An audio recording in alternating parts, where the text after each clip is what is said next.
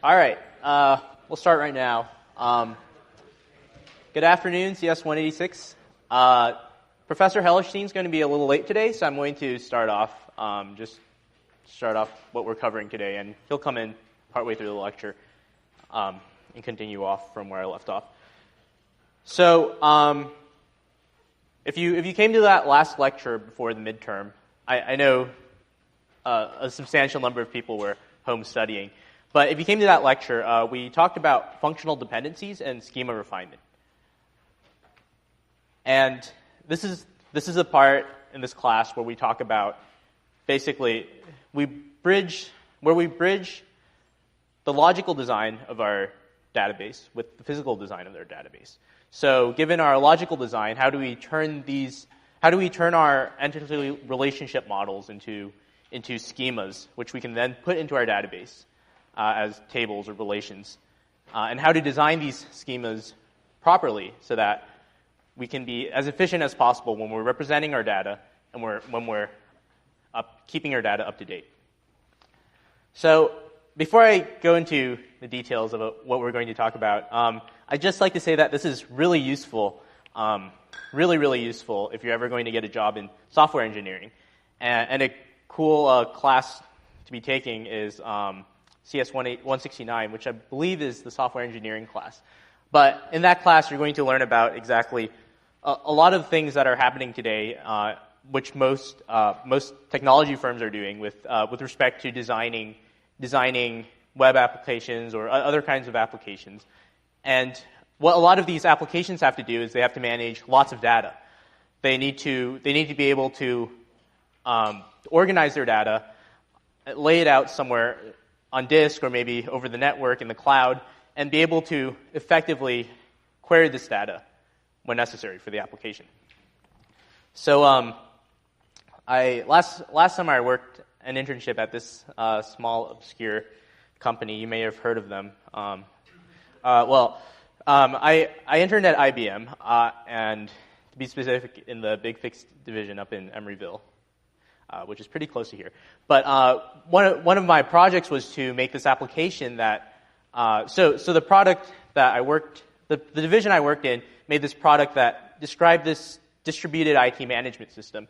So if you're a company like Walmart, you have a ton of computers, and these computers may be running Windows or Linux or other operating systems. And one of the things that this system did was that it delivered patches to customers. So we wanted to keep these patches up to date. If there's some security flaw in this system, we want to be able to deliver it. And so the project was this. There was this typical web application front end, but behind that front end was this database, 200 gigabyte database, lots of data for every platform that's ever existed or that the company is keeping track of. We want to be able to search this data. We want to be able to update this data when new patches come up, etc. And so how do we do fast searches? Well, indices, right? We talked about indexes in class earlier. In fact, it was on your midterm. It turns out indices are really effective in real life, and it'll help you perform queries on your database a lot faster. Another issue that I ran into was handling bad input, or maybe during an update, maybe there's a power outage, and you're in the middle of some update, and everything crashes. What do you do? Well, we'll talk about this later in class, but it turns out that the error recovery and transaction mechanism, the transaction abstraction that databases support, are really useful, and we're going to cover this later in class. But the fundamental issue right now is, how do we design this database in the first place, right? When we have our web application front end, and we're querying this database, how do we want to organize our data so that all this happens efficiently and we're not tripping over the kinds of abstractions that we picked in the first place during the design of the database. And some neat side note, all this was done on a tiny computer and just with SQLite, which is not exactly the best database management system, but leveraging these principles can help you, make much more efficient kinds of front ends for these for data. So the stuff that we're talking about in these few lectures are really important. They'll help you actually use the concepts of databases in real life. You may never design an index data structure or some kind of algorithm to handle error recovery, but you will probably, or you will definitely, if you work in software engineering, deal with the design of data in the first place. Lots and lots of data. Okay, so let's get into the material. So one of the issues when we're designing a database is that we want to avoid redundancy. Not redundancy in redundancy in the sense that we're keeping copies of data where we shouldn't be keeping copies of data, right? And first of all, this leads to wasted storage, which is always a problem. But it's not really a big problem, right? Disk space is cheap; you can always buy more disks. The more important problem is the anomalies that are introduced when we have a lot of redundancy in our database. And last time we covered insert, delete, and update anomalies. All different classes of anomalies that you'll run into if you realize that if it turns out that the design of your database isn't exactly appropriate for your problem. So the solution that we're trying to our proposed solution to this problem is functional dependencies. And functional dependencies are a way of formalizing these kinds of integrity constraints which kind of describe the relationships of different columns to each other, right? Different fields in our relations. And what these functional dependencies help us do is they help us identify redundancy. They help us identify redundancy in how we're storing our data and help us refine the design of this data. And the main technique we're going to be covering in this class is decomposition. When we have some sets of tables, when we have some table, how are we going to split? How can we use decomposition to split this table into smaller tables? Smaller tables which reduce the amount of redundancy that we're keeping around in our database. And decomposition is really useful, but we also have to be careful that we do this judiciously. As in, we want to make sure that our functional dependencies are able to be preserved, and we'll go over this later today as we refine our database. So let's go over some anomalies. Consider a table. So we went over this example last time, but consider a table with employees, their ratings, and their pay. And we're going to say that an employee's rating determines his or her pay, right? So if an employee's rating determines his or her pay, and we have this table with all three of these columns, then you can imagine a case in which updating this table introduces some kind of anomaly. And there are three kinds of updates we can do to a table. We can update a row, as in we can change the value of some column in a row. We can insert a row into our table, or we can delete a row or we can delete rows from our table. And these different kinds of updates can potentially introduce different anomalies. So, for example, if we have a bunch of so I'll go draw an example up here. So if we have a table whose columns are employee ID, rating, and pay, and we're going to have some employee IDs and some ratings.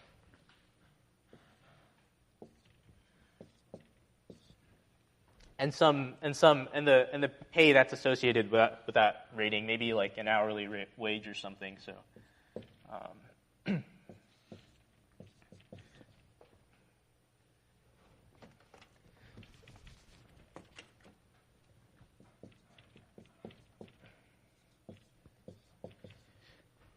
So, we can imagine that performing updates to this table would introduce some kind of anomaly into this table. So if we, for example, for employee with the ID 1, if we changed that employee's pay from 15 to, say, 20,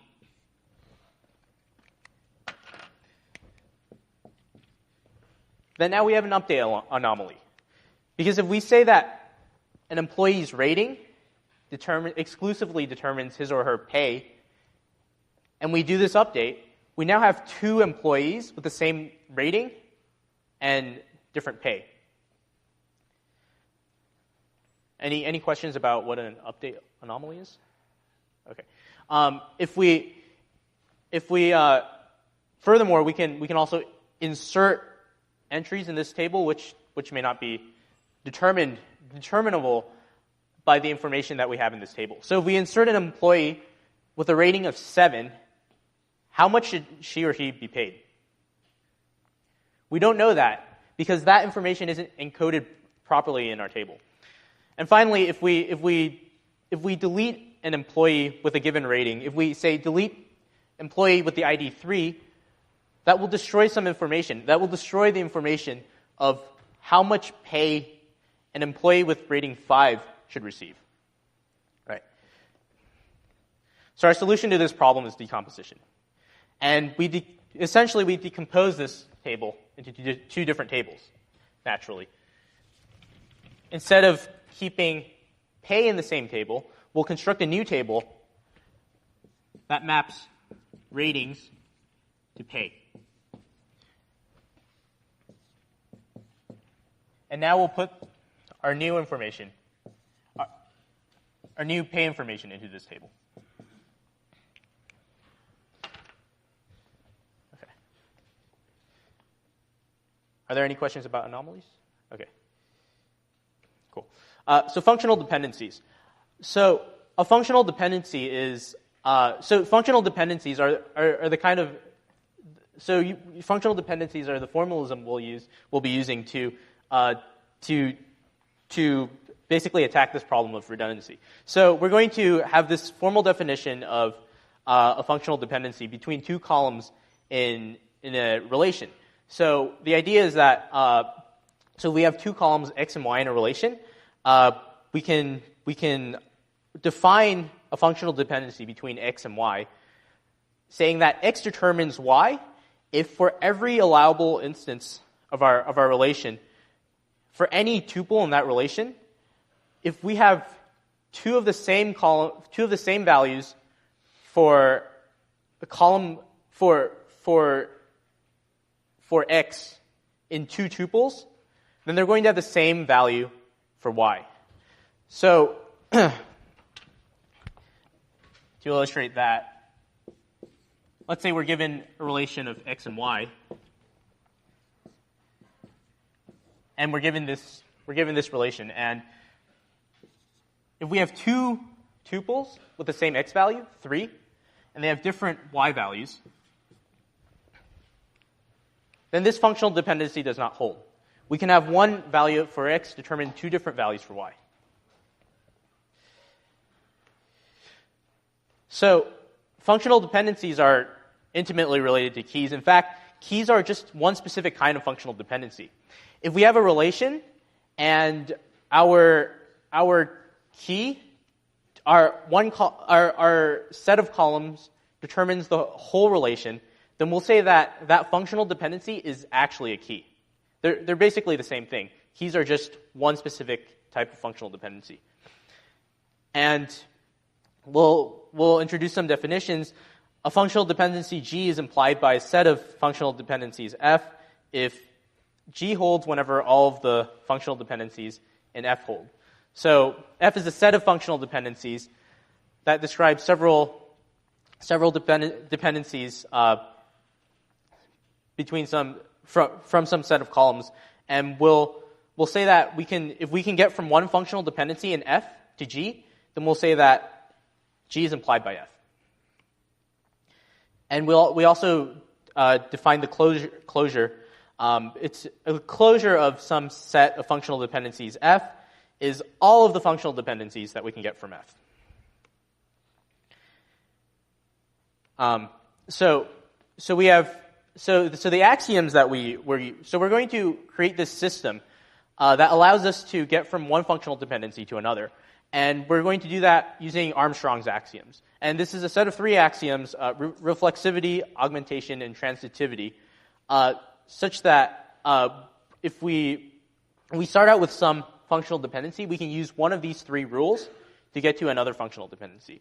And in fact, these rules are sound and complete. If we want to find the closure of some set of functional dependencies F, we can just use these axioms to get from F to our closure. And so we have from Armstrong's axioms, you can actually derive the rules of union and decomposition.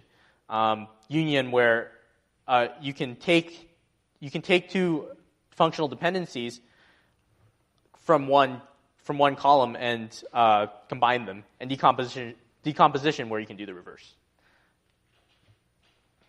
Okay.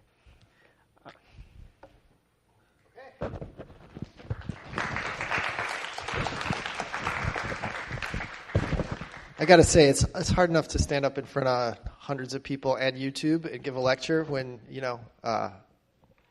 weren't given a lot of heads up that you're going to do it. But to do it in front of the guy who teaches the class is really frustrating. So I hope. Anyway, I want to thank Derek. You did a great job. That was awesome. And I will say for all of you, public speaking is a super important skill for engineers to have and for leaders to have. And if you want to be a leader and an engineer, even better. I encourage you guys to take opportunities to get in front of folks and speak. Really good thing to do. There's while I'm getting set up here, I'll just riff on this a little bit. There's an meetup called Papers We Love that runs in San Francisco and Oakland, mostly in San Francisco, where people come in and talk about a paper, usually not their paper, but a research paper that they love. And they're also webcasted. You can go watch them on the web. But they're great. So a bunch of my former students go regularly and have presented. There tend to be more experienced engineers who do them, who remember fondly their days in master's programs and things like that. But still, I think you guys would enjoy it. So you can look at that on the web. And after attending a few, maybe you'll be inspired to run one. The other thing I'll say is that I've had students over the years who've been uncomfortable with public speaking, and some of them have done Toastmasters, and it's been great. It's been super, super helpful to a bunch of students I've worked with over time. Sorry, this was the last thing I was doing. I've never been, but I'm impressed with people's what they've gotten out of it. So there's Toastmasters groups in Berkeley. Really, really important skill. All right, I have to bring up the right lecture. It's been a while since we had a lecture, huh? You guys had a little exam along the way. There we go. All right, Derek, that was awesome reminder of where we are and the basics, because what we've been doing since then is driving all that functional dependency knowledge and decomposition intuition into coming up with normal forms that will give us some nice guarantees. And what I'm going to do is jump right into the normal form that makes the most sense, which is Boyce-Codd normal form. And yes, excellent. With a little help from the projector, we can get going. So exactly this decomposition that we just did, that Derek just went through, where we took something and we put aside a functional dependency rating to pay in its own table, where now this table has a key, right? And there's a foreign key here, but there's no longer a R to P functional dependency left in this table. That's the decomposition we sort of feel like we want. If we've done this decomposition over and over, and we get down to tables that only look like this, where they only have key dependencies, then in some sense we've just got tables that have the basics. Each table individually has no redundancy in it, right? And somehow we've captured everything we want. And that is the essence of Boyce-Codd normal form, and it's also the intuition for how we take a schema and drive it to Boyce-Codd normal form. So kind of repeatedly applying this intuition pretty much leads you to BCNF. But let's define it carefully so that we can talk about actually what it really gives us. So this is a review from last time, but it's worth doing. A relation R with functional dependencies F is in Boyce-Codd normal form if for all x determines A and F plus. if for any functional dependency we could possibly derive from F, right? That's what F plus is. Anything we could derive from F via Armstrong's axioms. If for all of those, which is exponentially big, don't forget, so this is hard to test. All right, we're going to have to prove it without enumerating, right? For all of those, if it's the case that either the FD is trivial or the left-hand side is a superkey, meaning it determines all the other columns, then we're good. Then we're in Boyce-Codd normal form. Another way to say this is R is in BCNF if the only non-trivial functional dependencies are key constraints. Wouldn't it be a nice world if the only FDs we had were key constraints, because then there'd be no redundancy. Everything on the right-hand side of a functional dependency could only appear once, because the thing on the left-hand side can only appear once because it's a key, right? If you're a key column, you can't have duplicates, right? So look at the ratings table. 2 can only appear once, so this mapping of 2 to 15 only appears once. That's the world we want to live in. So another way to think about it is everything we write down in that environment is necessary information. Nothing can be derived from some combination of other tuples and FDs, right? So here, look at this example. Suppose we know x determines A, and we have this table, little x with little a. So then little x here should also be with little a. And writing it down again is redundant. If we can fill in the blank via a combination of some other tuple and an FD, then the thing is not in Boyce-Codd normal form. All right, and there's some sort of connection here to compression, right? Somehow BCNF has got the functional dependency notion of compression captured. We've only written down the information we need to construct anything. So how do we do it? How do we compose any arbitrary relation or set of relations into Boyce-Codd normal form? And the answer is we do pretty much what Derek just went through. We're going to decompose out these FDs into separate tables. So suppose R contains attributes A1 through AN. Let's first define carefully what a decomposition is.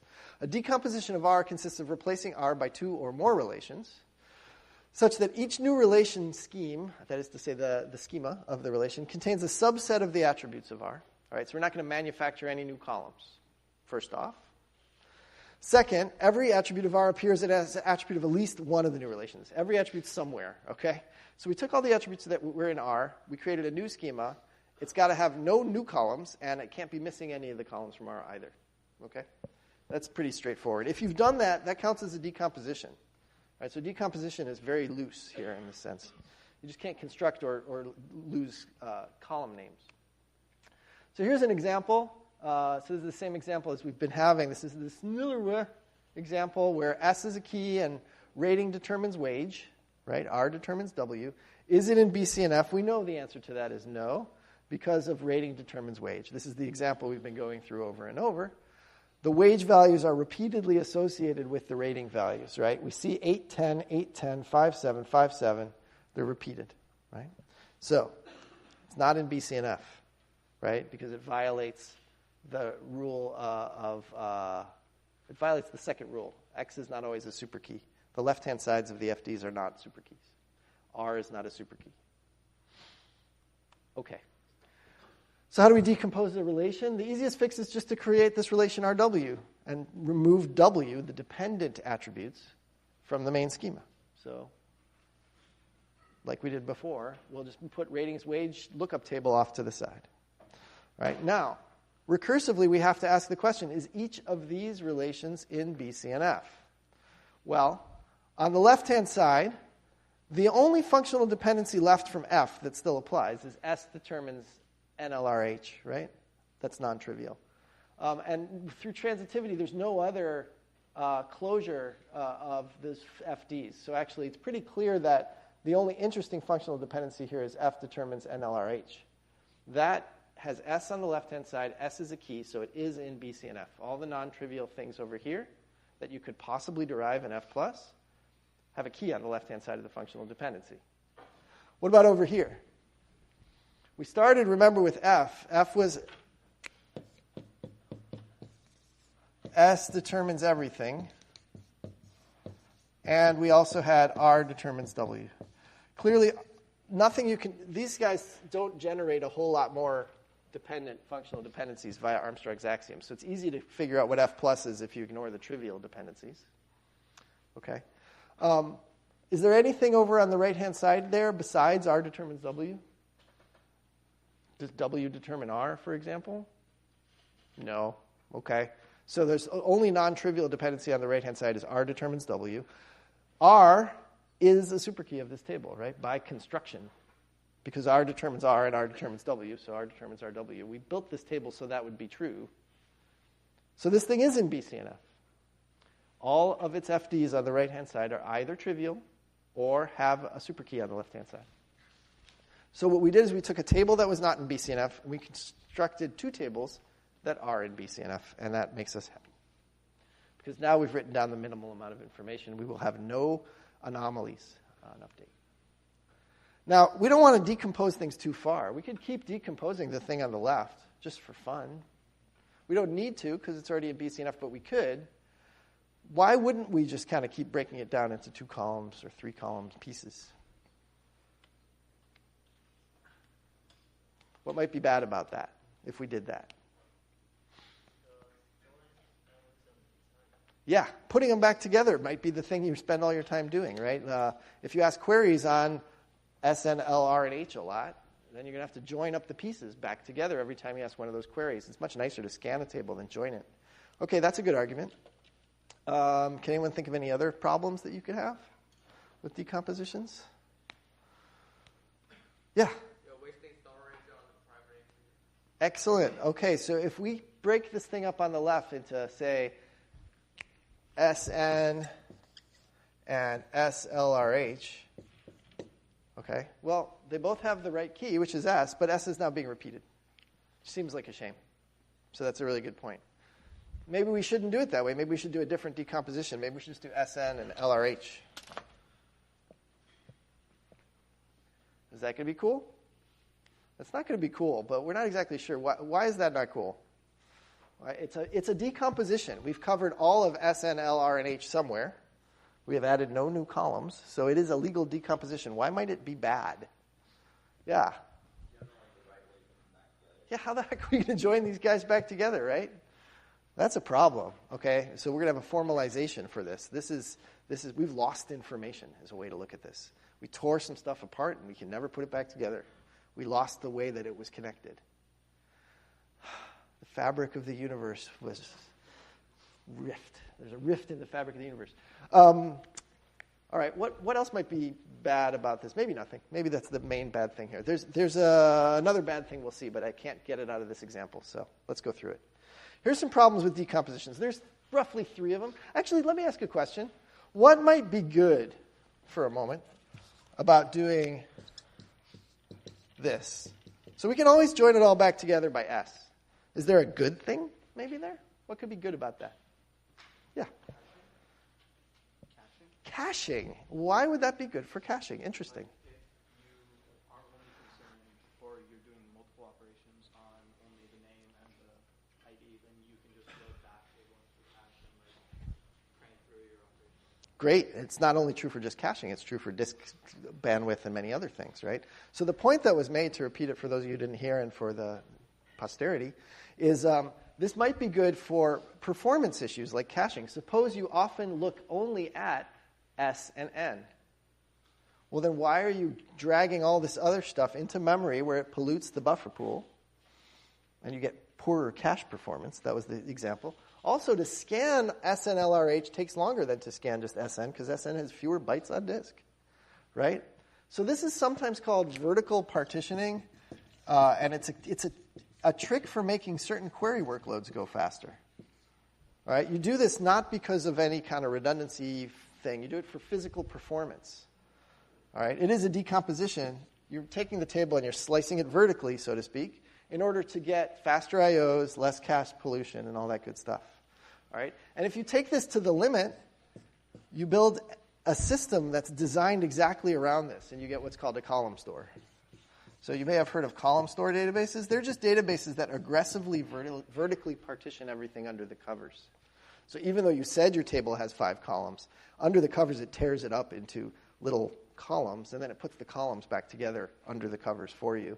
And that can have really great performance implications if you tend to query subsets of the data, right? Subverticals, subsets of the columns. It can be expensive. It can be a lose. These guys often lose if you find yourself joining stuff back together a lot. Okay, so it's sort of, they're just making that trade-off for you under the covers.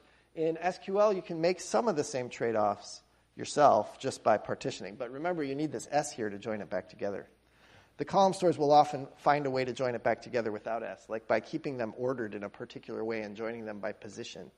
Row number 1 is going to be row number 1 in all of the partitions. So they can guarantee that when they implement it.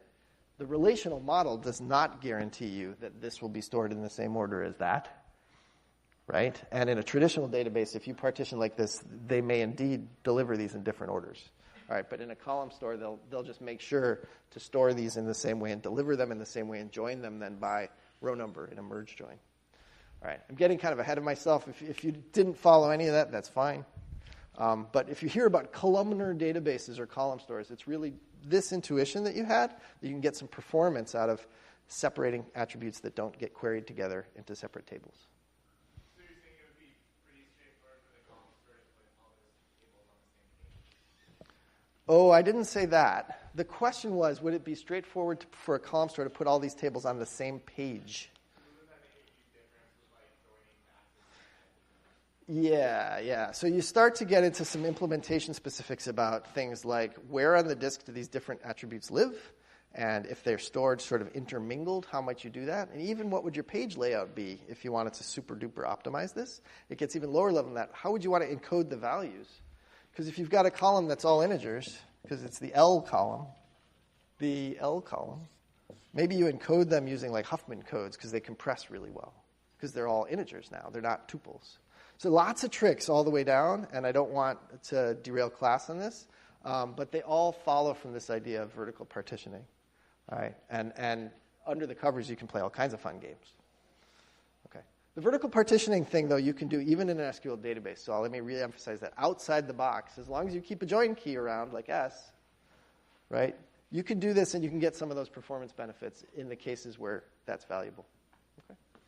That said, I'm now going to warn you for the rest of the lecture about when it's bad to decompose things because it gives you badness. All right, and the badness will be semantic badness, not performance badness.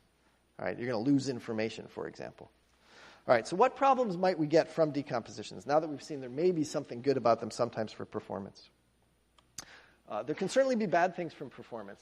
Okay, so here's the worst problem, though, which is the one that was mentioned. It may be impossible to reconstruct the original relation. So I erased it. Let me put it back. We had Sniller H,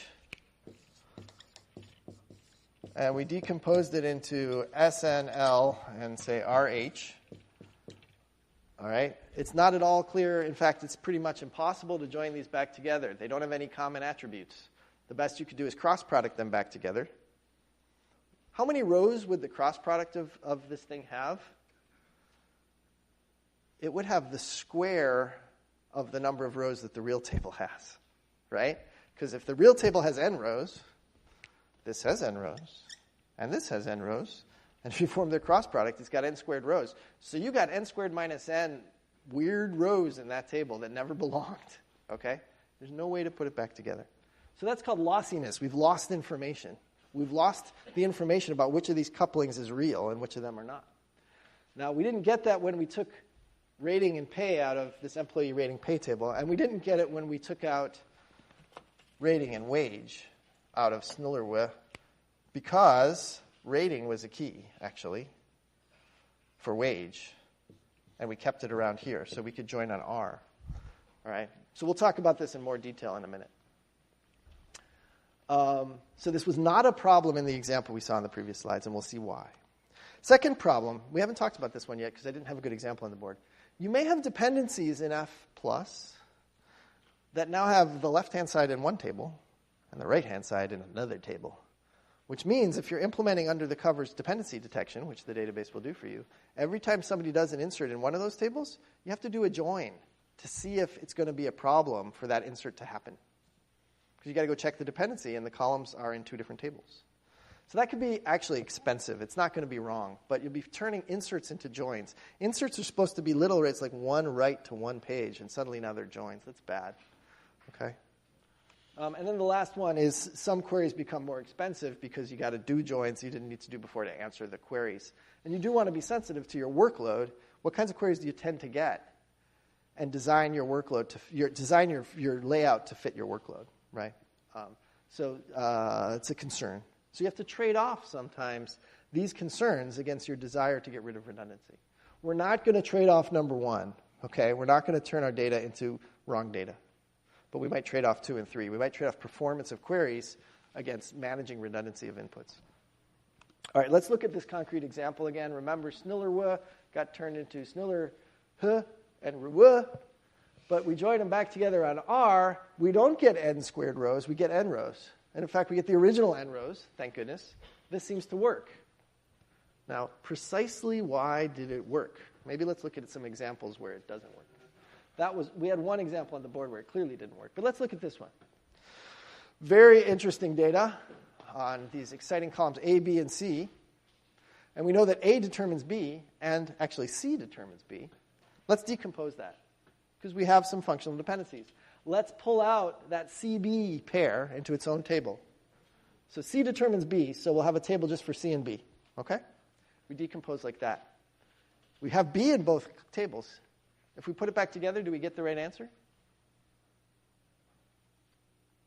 If we join on B, do we get the same table we started with? We don't, right? Because look, the B column originally had 2 2s in it. When we join these two guys together, how many 2 pairings will there be? 4, right? Somehow there's a cross-producty thing happening that shouldn't have happened. It's kind of the example of that full cross product n squared I said in the small and just the value 2. It's a value by value cross product. These values are duplicated. Because 2 is duplicated, instead of getting 2 of them, we get 4 of them. It equals that. And we got 2 spurious rows out of this, right? Because instead of 2, we had 4 copies of the number 2 in the B column, right? That extra 2s led to 1 in the A column being associated with 8 in the C column, right? Because that first row of AB joins with that last row of BC, which it shouldn't have. All right, so it's not as simple as just making sure that both tables share a column. Something has to be true about the columns they share. And we want to guess what we have to guarantee about those columns? It's a little subtle, yeah? Bijective, not quite. So that's really strong. Bijective would be it's a key in both directions. And it's not clear which bijection you mean. So like each C corresponds to one B, each B, and each B corresponds to each C. Good. That would work. It's not required, but that would work. So if each B corresponded to one C and each C corresponded to one B, if the BC table had keys in both directions, it was bijective, that would certainly work. So that's good. It's sound, but it's not complete or something. It's a little conservative. There's other cases that'll work too. Yeah? Each B corresponds to one A and each B corresponds to one C. That would work too. So if each B corresponded to exactly one A and each B corresponded to exactly one C, when we put them back together, we'd be good. That would work. Also too conservative, though. We can be even more flexible. Yeah? Each AB corresponds to one C. How would that come about? That would definitely work. That's a nice characterization. What function? So you could say AB determines C, but they're in 2 different tables. So what would we need to make that idea fly? If each AB determines a C, yeah? The entries of the common column has to be unique. Oh, excellent. The entries of the common column have to be unique. The common column is B. Yeah. If B is unique, what can we say about the BC table?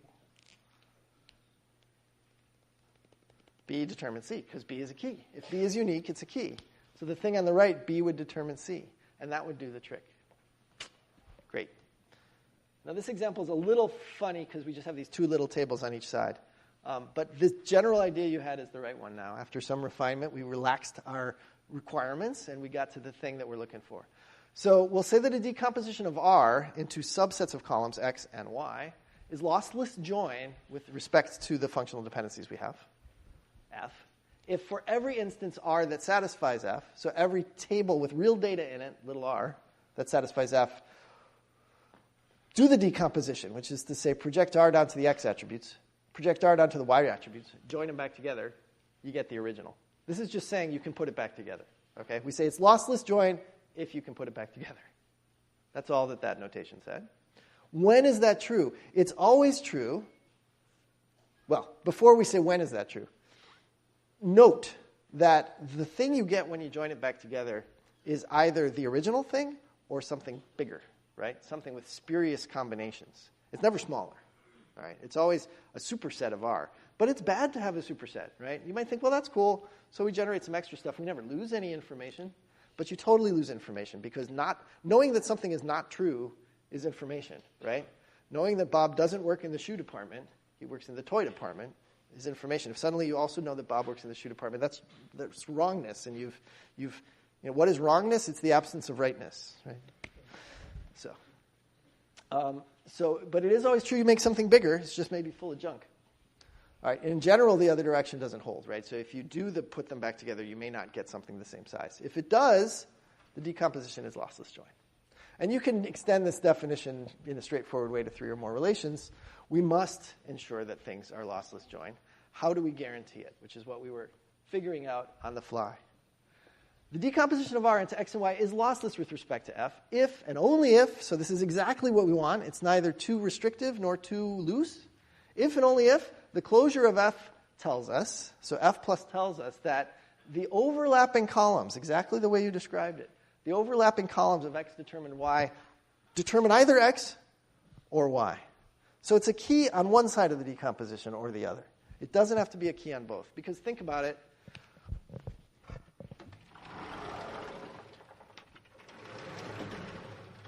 Suppose we have a relation with lots of tuples, and we carve off these 2 columns, call them R and W, since that's familiar, and we put them over here.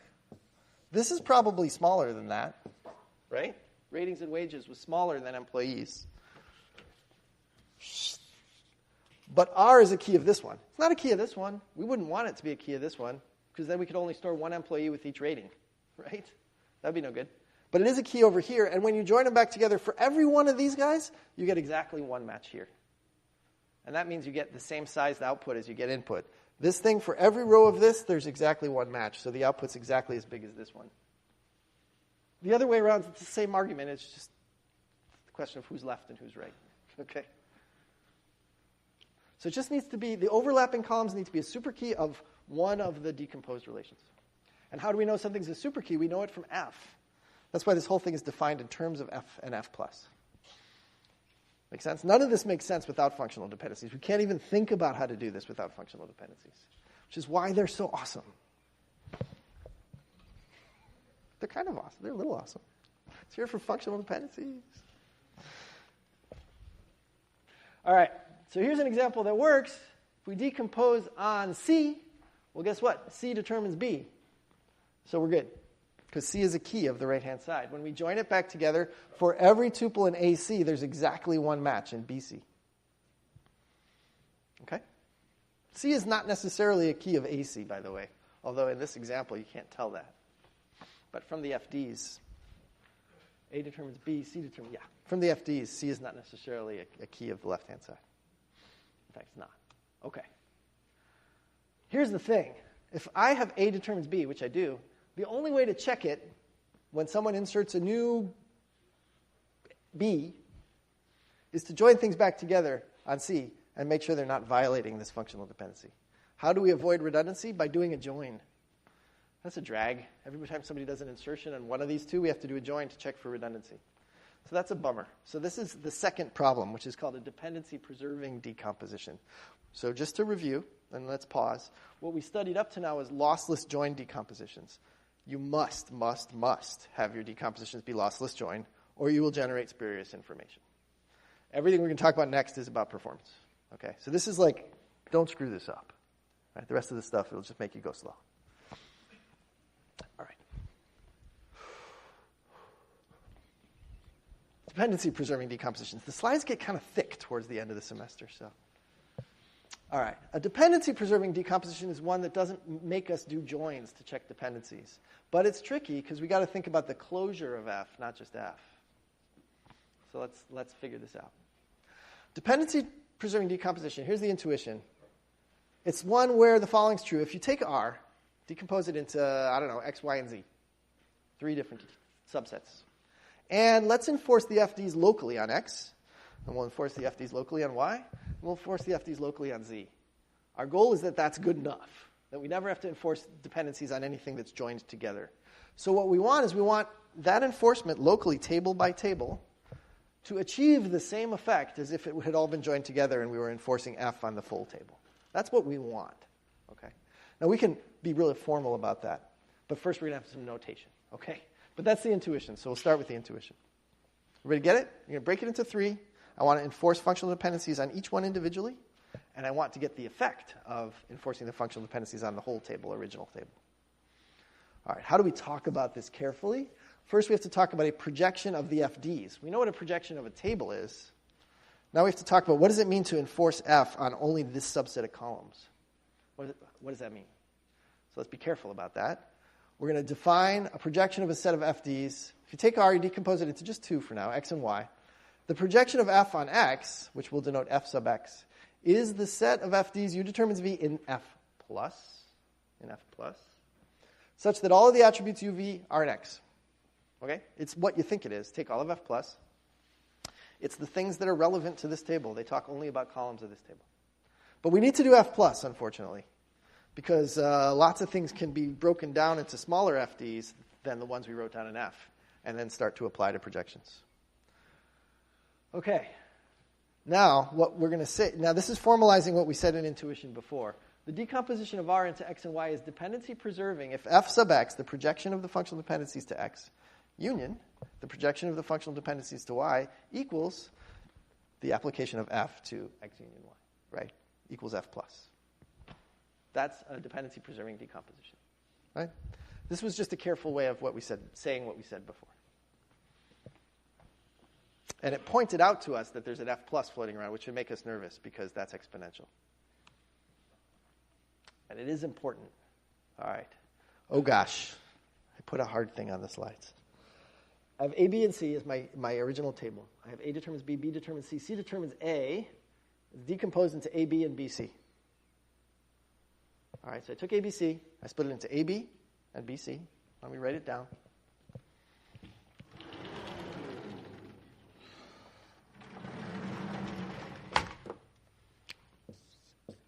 This was my original set of columns, and I split it into 2 different tables, AB and BC. So I've replaced this relation with these 2 relations, and I have A determines B, B determines C, C determines A. Sort of weird cycle of functional dependencies. It's a weird example, don't get me wrong. It's a little artificial. But my question is, down here, is the C determines A functional dependency preserved? If I just take these 3 functional dependencies, I form their closure, and I apply the projections, and I enforce these things here and these things here, is it preserved? Well, let's be sloppy. Let's just look at F. Let's forget about F plus for a sec.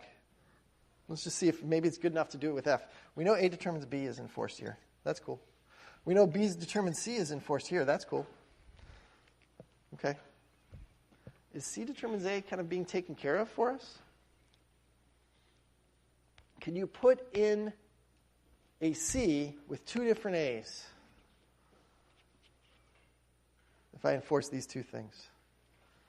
Could I put in the moral, so here's ABC. C is supposed to determine A, right? So I've got 1, 2, 4. Could I have 4 here with a different A? Could I insert that with some value of B?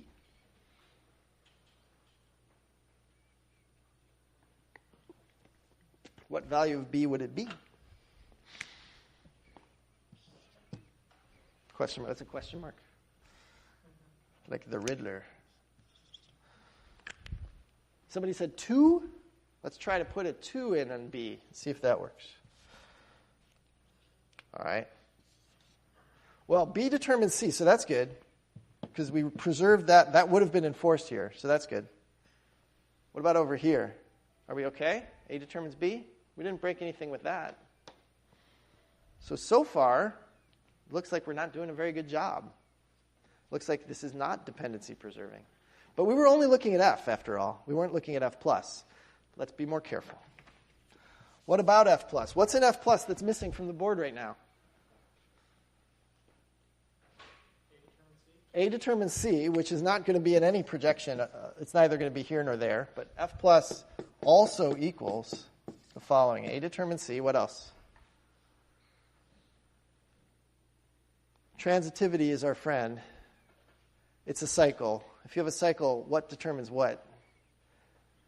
Everything determines everything, okay? So we have in also B determines A. So, sorry, I should have said A determines C. B determines A. C determines B. All right, C determines A. Did we get everybody now? 4 plus 2 equals 6. I think that probably is right. Is that right? Are we missing anything? All right. Sorry? B determines A because B determines C and C determines A. By transitivity, B determines A. Crazy, right? So now if we take the projection of this thing to AB, we have to add some stuff. We also have this enforced here. And we also have this enforced here. And now let's go back and ask our question. We wanted to put, question mark, not 2, question mark. What can we put there? So our first guess was we could put 2 there. Can we put 2 there? Question mark. Why not? Because B determines A, and 2 then must be paired with 1. But you've said that 2 is paired with 3, so that's no good. So it can't be 2. So it can't be something that's already in the B column because it'll screw up that direction, right? Unless you can find something that's already associated with the 3. So it can't be 2. It must be something that we haven't seen before. All right. Generally speaking, anything we can put in here, it's going to work. So yes, the short answer to this, and you can stare at it for a while, is this is dependency preserving because of F+, not because of F. All right. So I'm going to put this question mark back here. It's a tiny little example. But the news is good. You can work on it at home. This is dependency preserving. You can't put something in there that wouldn't have been legal in the original ABC. How do we test for this? All right. Well, we know the definition. Boy. Yeah. I think that's the answer to what we just did on the board. That's not very exciting. It was more fun to do it on the board. So what we're going to do is we're not going to test for dependency-preserving decompositions on a case-by-case basis. What we're going to do is the decomposition we like that gets us into BC and F. And we're going to, someone is, not us probably, but someone has proven that that decomposition, where we take out FDs and we put them into a separate table, that is dependency. No, it's not. We'll go through this. No, it's not. All right, let's talk this through. Let's just leave that on the table from before. We want to avoid things being not dependency preserving if we can. So let's see if we can decompose things into BCNF and get everything we want. Lossless join, dependency preserving, awesomeness. Let's see. All right, consider a relation R with functional dependencies F. Let's convert it into BCNF. If it's already in BCNF, we're done. That's fun. So let's assume it's not in BCNF, and it has some particular FD in there. X determines Y. That's the culprit for now. That's one where X is not a superkey, and Y is not a subset of X, so it's not trivial. Right? It's a non-trivial FD, and X is not a superkey, so it violates BCNF. So we're going to decompose it just like we did over here, just like Derek did, into R minus Y and XY. Right? And we'll be able to join it back together on X. Agreed? There's ratings and wages all over again. If you do this over and over, we will decompose things into BCNF.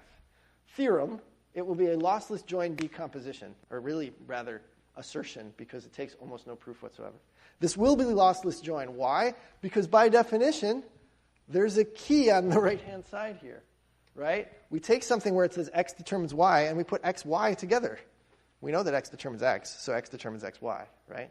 This decomposition always generates a thing with the key in the overlap between the original relation and the torn off relation, right? So it's definitely lossless join. So that's good. All right. It's also, this is going to terminate. The argument is pretty simple. You're always making things smaller. You can only do this n times if you have n columns. Right? You run out of columns to tear off at some point. So that's great. So we can get a lossless join decomposition to BCNF always. And lossless join is our touchstone for correctness, so we can always get BCNF, and it's good. Here's a different example just to drive this home, okay? It's our contracts example, right? Contracts, suppliers, projects, departments, parts, quantities, and values. projects and P is parts. Projects and parts.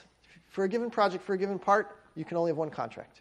For a given supplier and department, you can only have one kind of part. And for a given project, you can only have one supplier. Okay, so let's start decomposing, because we didn't even need to understand that. SD determines P. We pull off SDP, right? And we pull we pull P out of the original. So SDP gets its own table. P gets pulled out of the original, so we're down to CSJDQV. To deal with J determines S, let's do that one next. We'll decompose the remainder, CSJDQV, into JS, and we'll pull the S out of that, and we get CJDQV. Okay? And actually, at this point, we have no more FDs to tear apart. We're done. And we have SDP, JS, and CJDQV. So that's an example of running this decomposition. Why did I bring this up? It seems pretty boring. The only real reason to bring this up is that you may have many different FDs that violate BCNF. The order you treat them, the order you play this game with them, actually leads to different outcomes. So you get different schemas depending on which things you decompose first. All right? So it's just something you need to know. The order of dealing with these could lead to different schemas. And for reasons of, say, not wanting to join things back together because you query them together a lot, you might want to worry about how it ends out for performance reasons. Okay? So just be aware. Now here's the bad news. We do get lossless join every time, but we do not. There is no theorem because it's false, or there's a counter theorem that says, it's by example, we'll see one in a minute, there may not be a dependency preserving decomposition for your schema. I'm sorry.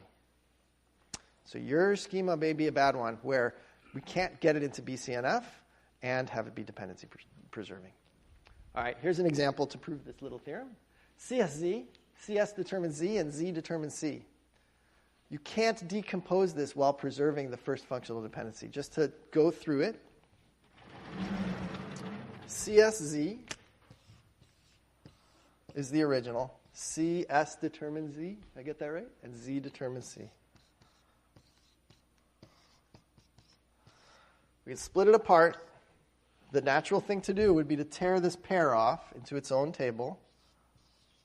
And we leave Z on both sides, but we take C out of one side. So we get these two tables, right?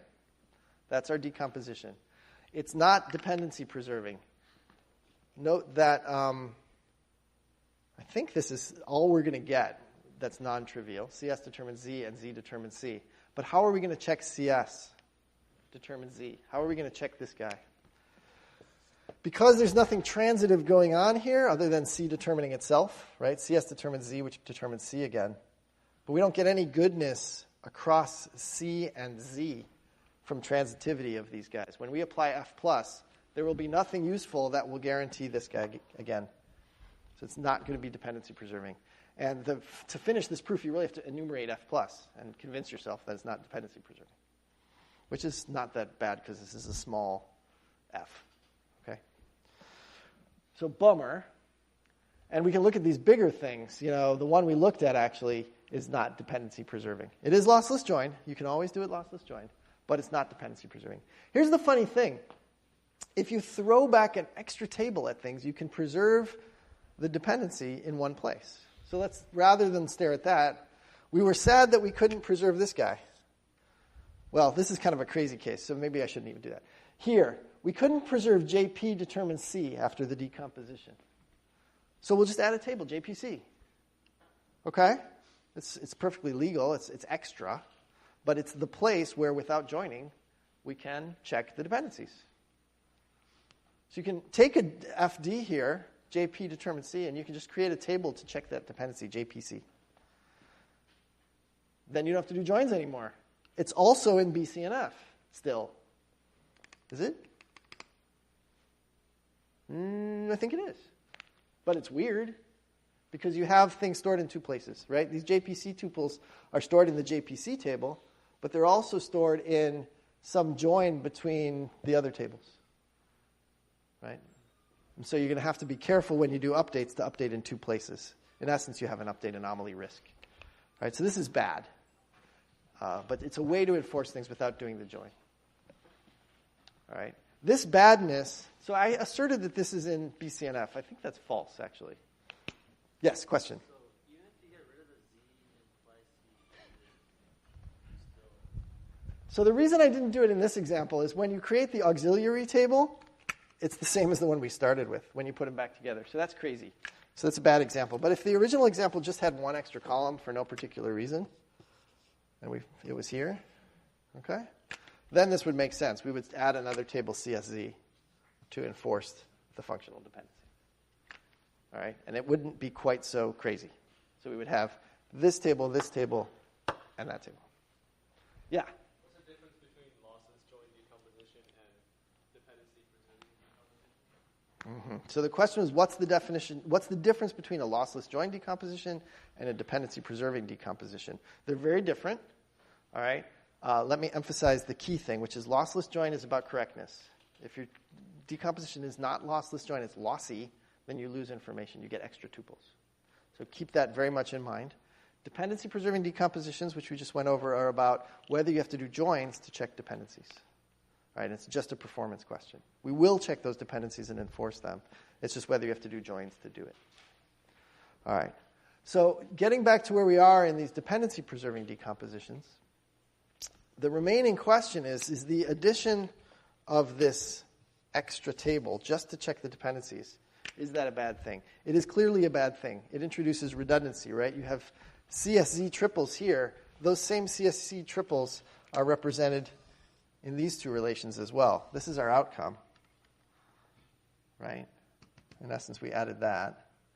And we've got data replicated across these columns, okay? So that's bad. Is this collection actually even in BCNF? I have to scratch my head for a second.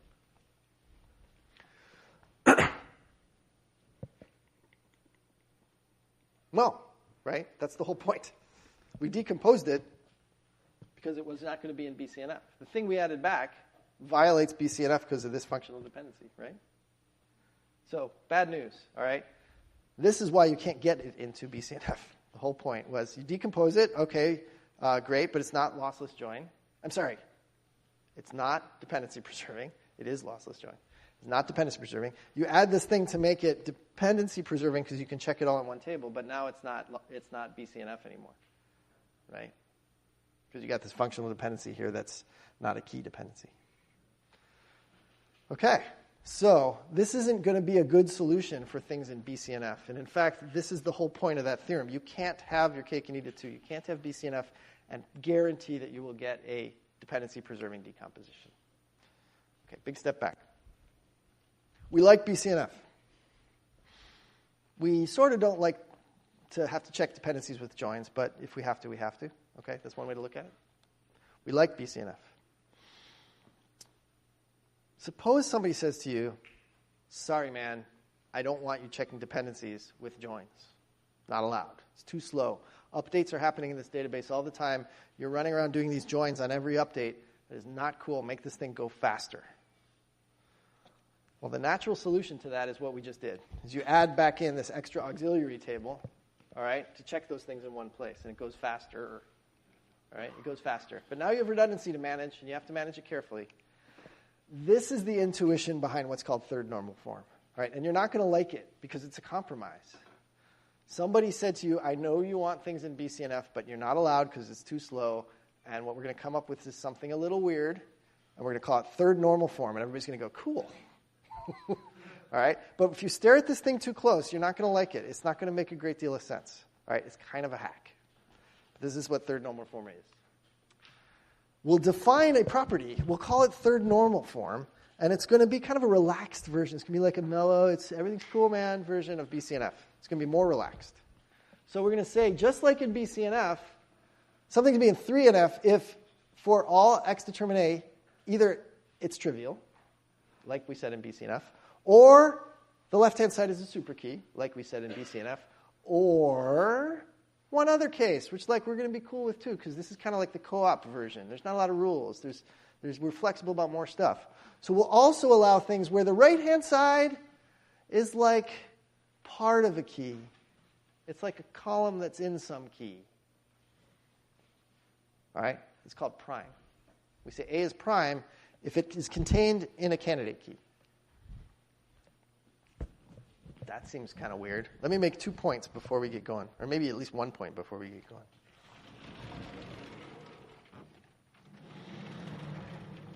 I want to join the third normal form co-op, okay? I want to get in there, and I'm really sloppy.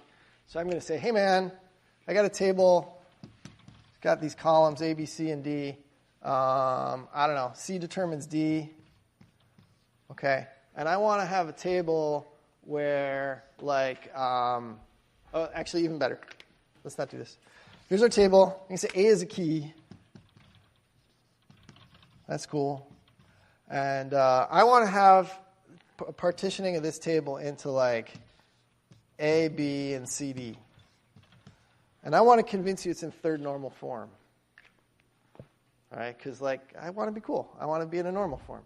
So I'm going to say to you, hey, I know that it's not in B, C, and F because, like, what's wrong with this thing?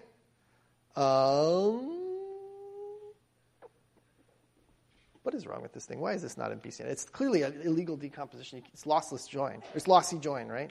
It's a lossy join decomposition. That's why it's bad. Forget it. Bad example. Let me give you a better example. That was just plain old bad. Well, I don't know how to make this example work. All right, let me just say what I'm trying to say. I thought I was going to get a clever example. I'm usually good at this. Damn. Bad teacher. The thing I'm trying to emphasize is the minimality of a candidate key in this definition. For something to be prime, it has to be on the right hand. It has the right hand side of the FD, like A determines B. For B to be prime, then there's some candidate key of this relation containing B, like maybe BC determines the whole relation. All right, then B is prime because it's part of a candidate key. But suppose you say, well, Z could be maybe prime because if BC is a key, then hey man, ZBC is a key too. So Z could be prime. Anything could be prime. No, because candidate keys are minimal, right?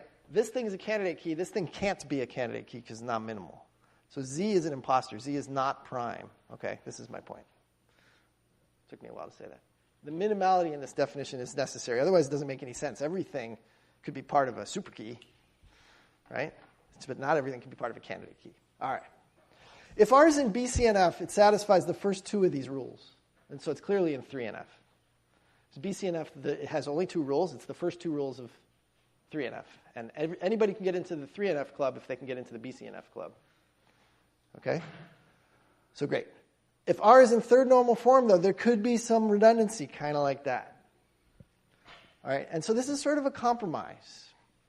And you use it when BCNF is not achievable. Like you can't find a decomposition you like because of dependency preservation or because the workload has some joins that you really want to keep the tables together. Okay? So you can always get into 3NF. That's the good news. The bad news is it's not exactly clear what it's enforcing because it's got some redundancy in it. So it's not that helpful. And year after year, I would try to teach this and justify it like I gave up. All right, 3NF is just like a hack. It's a little weird. All right. This is the difference between the two. It's that extra clause. The top one is BCNF. The bottom one is 3NF. The only difference is that 3NF is more relaxed. It'll accept things where the right-hand side is prime. Okay. We just said this first thing. We said all these things. I forgot to delete a slide. I put this into 2 slides for digestion purposes, but I left the original slide. I apologize. What do we get? Oh, we get some stuff. I can define some goodness we get, but it's just kind of definitions. So I'm going to skip this slide. All right, you're not responsible for this information.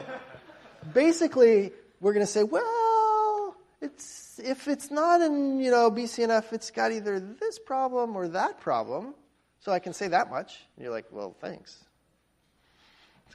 So we can break up the problems into 2 different kinds of problems. All right, but it's not clearly helpful to understand that. All right, so it's a compromise.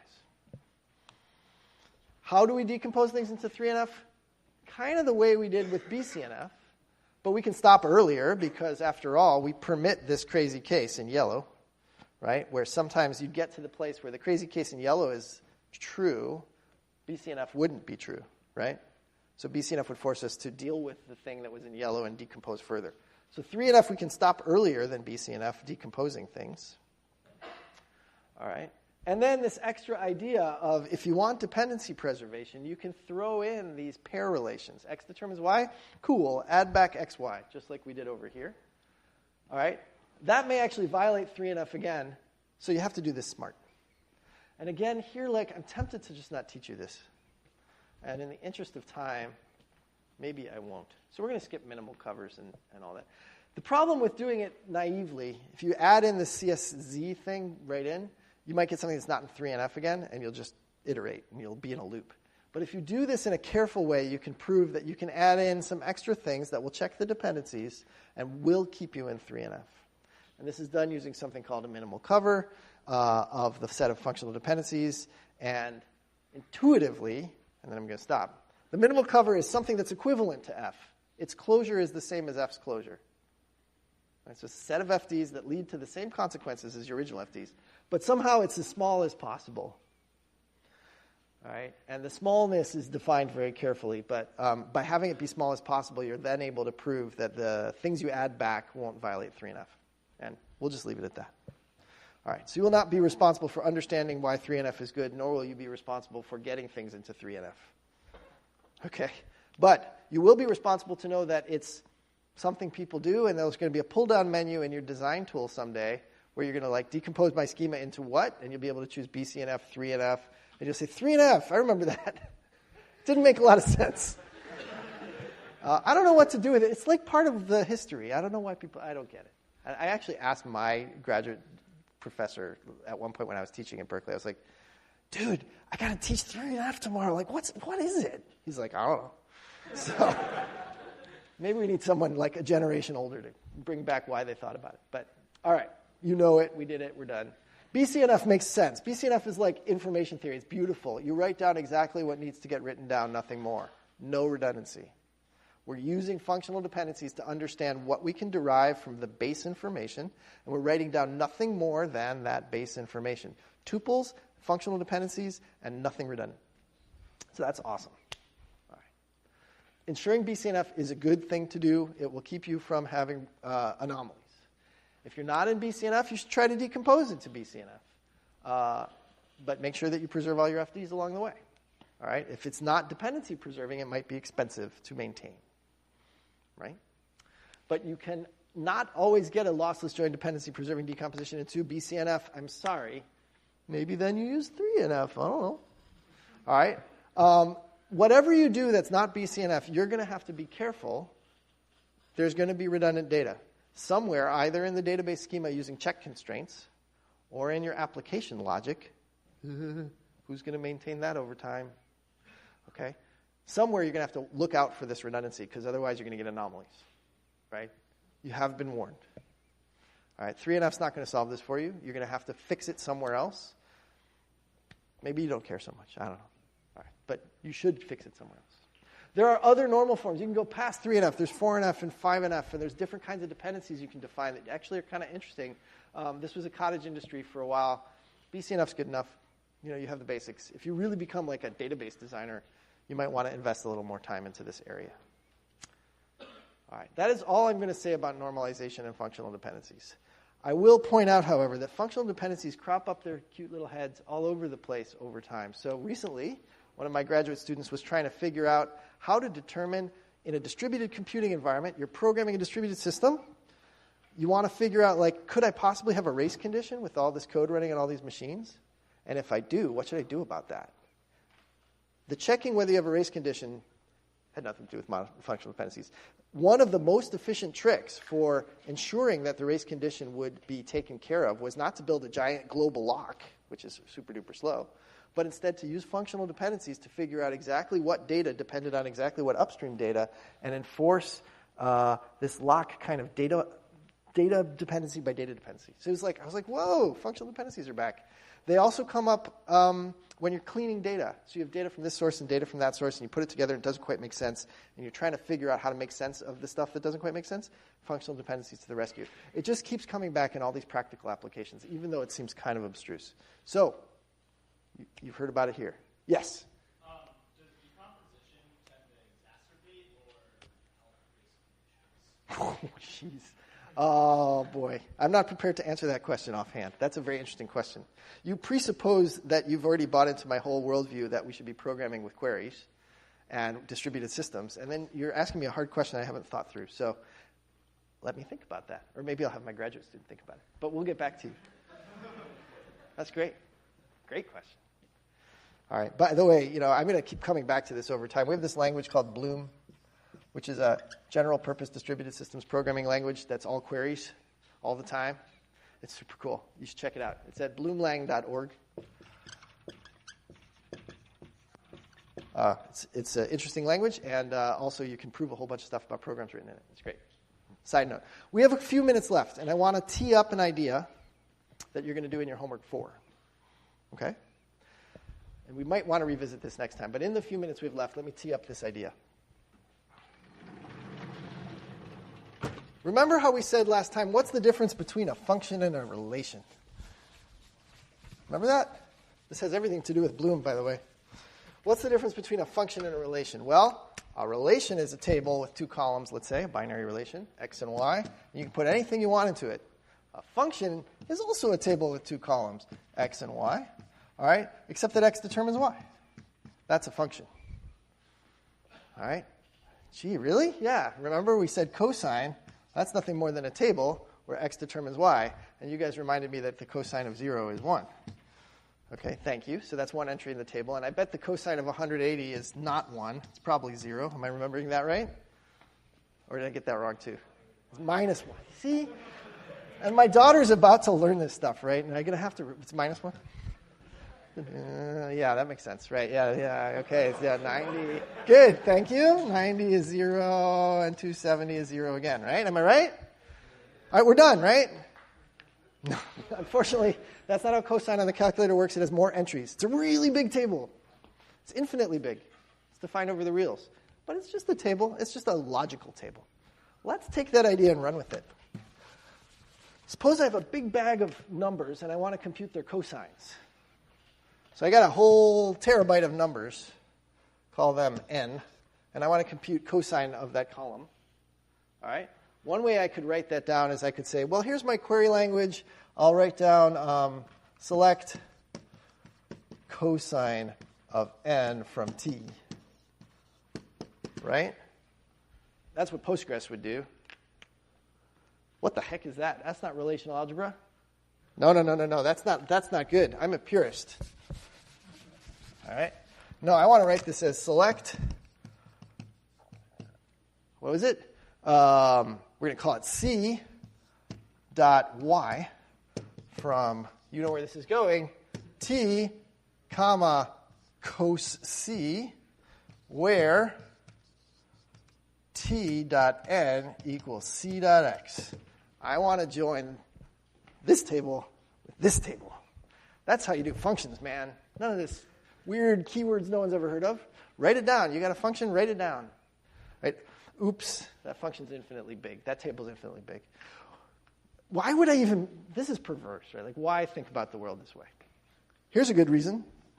Because cosine isn't something your computer knows how to compute. Let's take a different example. Instead of cosine, suppose what I want to look up is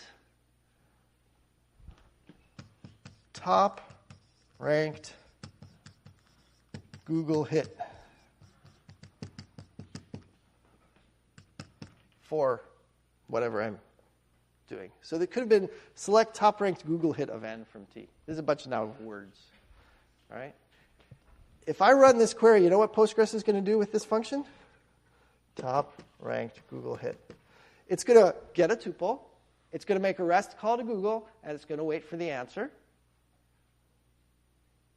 And then it's going to get the answer, and it's going to get another tuple. It's going to make a REST call to Google. And it's going to get the answer, right? That is the wrong way to think about function invocation in an environment where data is super big and far away. Function invocation is a terrible way to think about things. Join is a wonderful way to think about things, right? Because as answers come back from Google, they can be joined with new T's. Suppose that you have 2 copies of the same value here. After you get one of them back from Google, you can join it with the other one instantly, right? Join is really asynchronous batch REST calls. This is insane, right? No, actually, this is the right way to do things. It's just that we're forced to program it in JavaScript with crazy events and callbacks and closures and stuff. It's just an asynchronous join. So homework 4, you're going to implement this, right, in Spark. So you're going to have a big data system making cloud invocations of service calls. It's like all the cool things all at once, right? And it's all going to be done through joins. And that's enough for today.